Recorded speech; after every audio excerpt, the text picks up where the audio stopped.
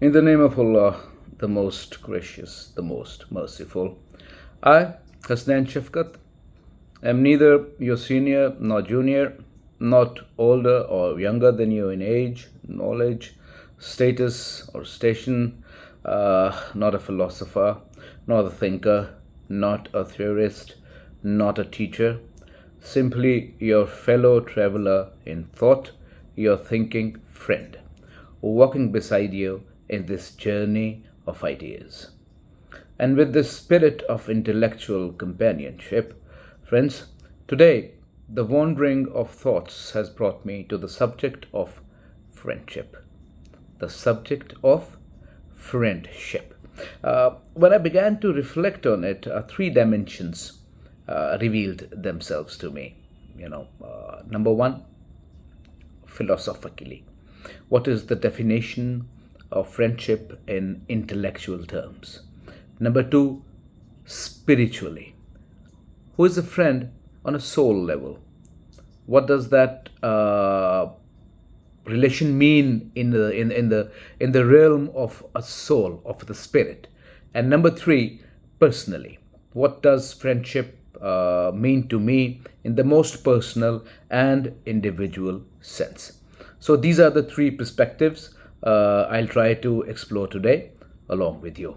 So what happened was that I had a friend, and we often had deep discussions about the arts, and we shared creative ideas, and we debated often also. Yes.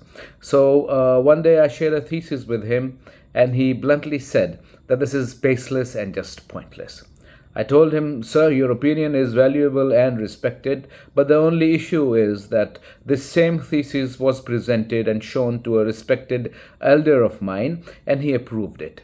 So I suggested that maybe this genre or this particular form of the art doesn't resonate with him, and maybe it doesn't appeal to his personal aesthetics, and that's all right.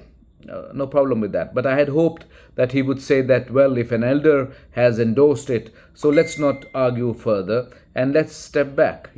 But instead, I mean, he's a little egoistical, yeah, but so instead he replied that you have too many people around you who will agree with you, whatever. So if you ask my opinion, this thesis is rubbish. Now, so I don't have a problem. If anyone finds any fault with any of the theses that I am contemplating on, and even if they call it rubbish, I don't have a problem with that. But it was the disrespectful manner in which he chose to sort of articulate himself. I'd rather that he should have sort of handled his response. I mean, he is entitled to his opinion, of course, but he should have perhaps, instead of being disrespectful about the opinion of an elder, he should have been more diplomatically inclined towards settling the matter. That is what I thought. So I mean, personally, I hold a strong belief. I mean, some people are spiritually burdened, or maybe blessed. I don't know, with certain responsibilities.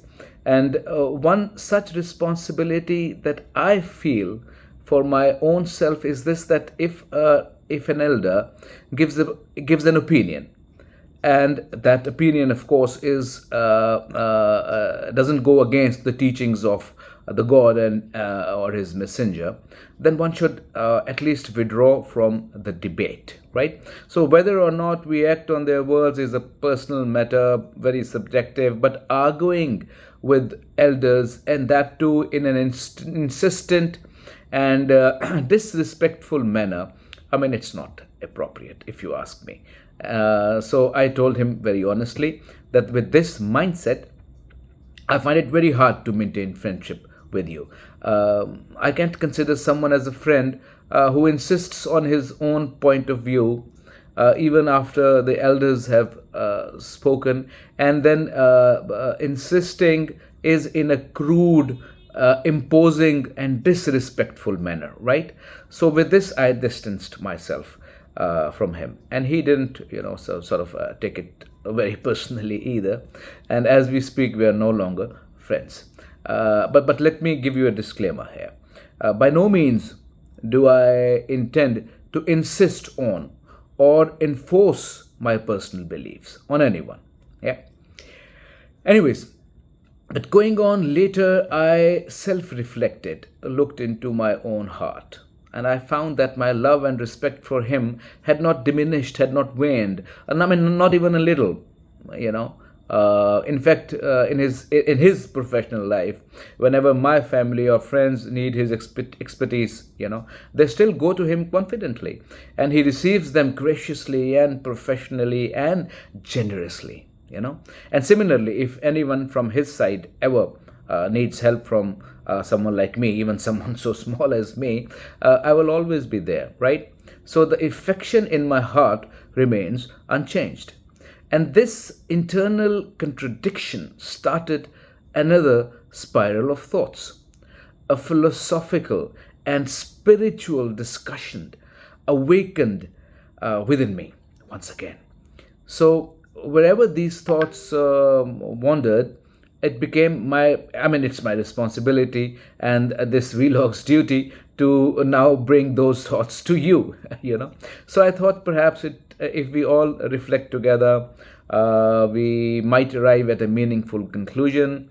So when I began thinking deeply about this matter, I realized something, that even if someone is no longer my friend, they're still a part of my life.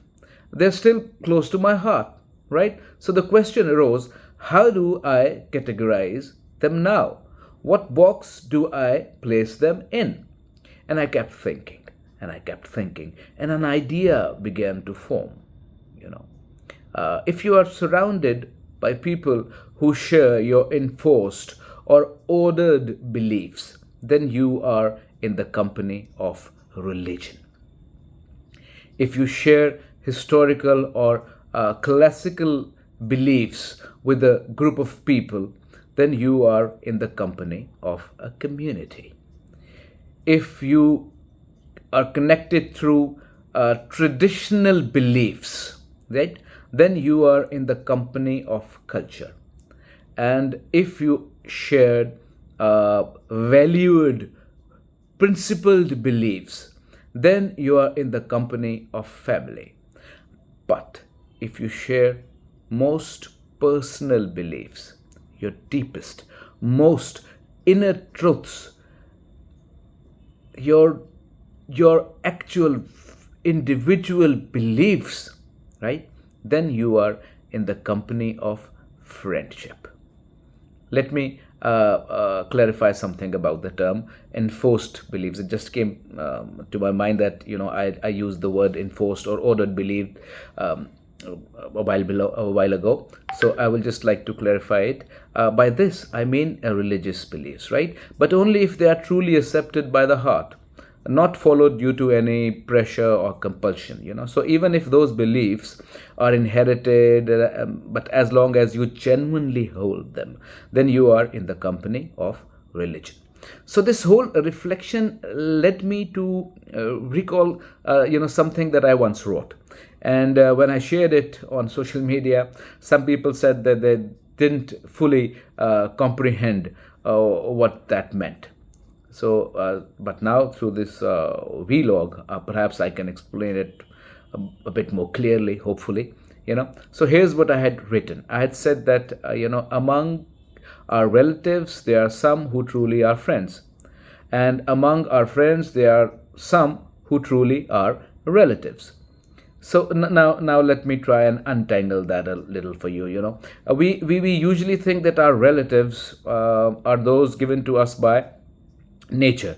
We didn't choose them, they were assigned to us. And our friends are the ones who we choose ourselves, right? But what happens when someone we have placed in the friends zone, category, no longer meets the expectations of friendship? Then we tend to think that they are not a friend anymore, so they no longer belong in my life. But that's a negative way of thinking. Even if you no longer share personal beliefs with someone, you may still share core values. And those shared values, even without blood ties, place that person in the categories of family. That's what I came to understand about my own situation. This friend with whom once I felt deeply connected. Sure, we no longer align in terms of personal beliefs, but the values I live by, my ethical compass, I follow. He follows the same values. So I began to see him not as a friend but as a family. And if I accept that he may no longer be my friend, then that's okay. But I still feel an obligation to maintain a bond, to treat him with love, with respect, and dignity, just as I would for someone in my household. So the definition of the relationship changed, but the warmth did not have to. Now, coming to the conclusion of this philosophical perspective, to me, a true friend is someone with whom you share your deepest personal beliefs, the convictions that live in your soul, that live in your mind. The rest, don't reject them. It's a mistake. Just give them their proper place in your life. Give each relationship its a rightful category. So I think this is the philosophical angle of friendship that I have thought, and I like to share it with you so that we can find some common grounds there. So, but let's now talk about the spiritual aspects of friendship, right? When I think of the spiritual aspect, Surah Ikhlas immediately comes to my mind. Say, He is Allah the One, Allah the Absolute. He begets not, nor was He begotten. Right? So this verse makes it clear that Allah has no family, no children, no parents, no siblings. He doesn't belong to any community, any culture, or any nation. He is completely free of all these worldly relationships, right? So then, what is his relationship with us apart from the relation of the Creator and the creation, of course? There's only one bond that Allah explicitly chooses to honor and mention again and again in the Quran, that of friendship. He names his awliya, his friends, his beloved ones, and he lists the qualities they must have to be counted amongst them, right? So this is a spiritual truth. Allah doesn't associate himself with a tribe or with a bloodline. He chooses to form friendship with his creation. He wants his creation to elevate themselves, to be worthy of his friendship. And that, in turn, elevates the concept of friendship to a level that we hardly comprehend. It's not something to be taken for granted. Often we form our friendships in childhood, through play and through laughter, and so we treat them lightly. But the spiritual reality is that the friendship is sacred. Friendship is the only relationship that Allah Himself establishes, and that should tell us everything about its spiritual value. So, in the end, after all this reflection, I want to share my own personal one-line of definition of friendship with you.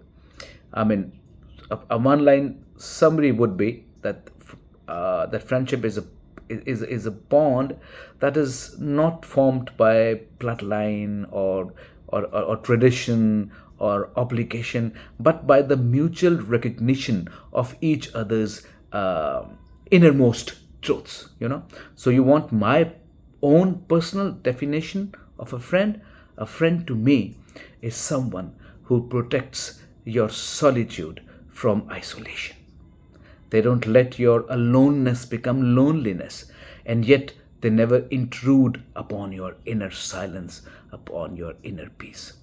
This for me is the personal one-liner definition of a true friend.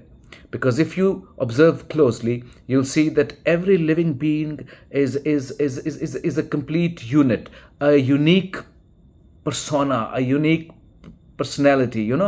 I too am one of a kind in this world, and so are you. So, this uniqueness can sometimes lead us towards isolation and the sense of being alone in a way that no one can fully relate to. And I think that as creations of the of Allah, of the big creator, I mean, He is the only one who's truly unique, who can afford to be completely isolated. But he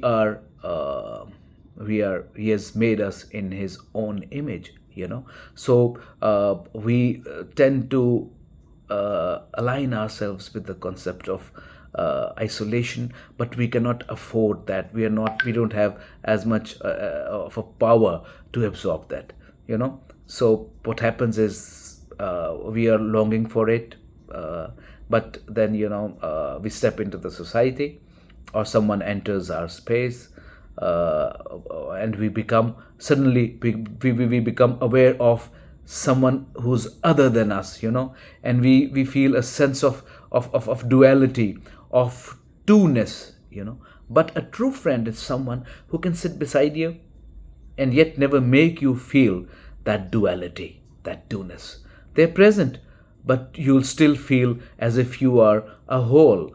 And that, to me, is the purest form of friendship. So, that was my own personal definition of friendship. I've tried that we discuss the philosophical aspect of friendship, the spiritual aspect of friendship, and what it means to me personally. And now I'd love to hear from you. What is your personal one liner definition of friendship? Share your thoughts in the comments.